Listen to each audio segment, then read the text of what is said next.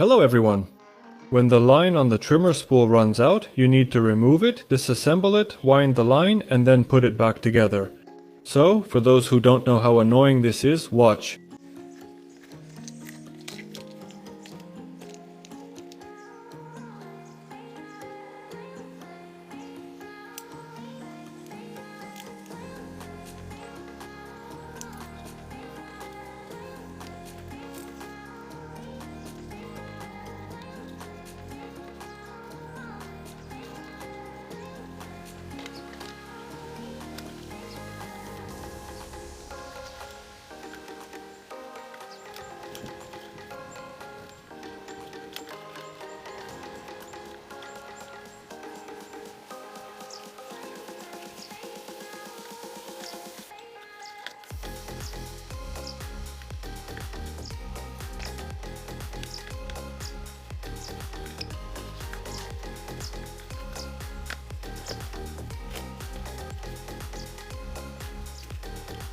As you can see, it's very time consuming and inconvenient, but now I'll show you a way to wind the line much more easily.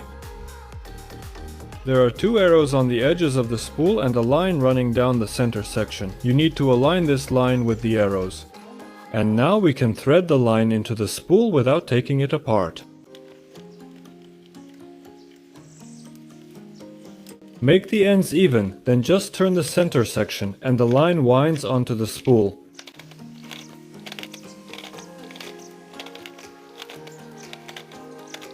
As you can see, it's all very simple and quick. Now you can put the spool back.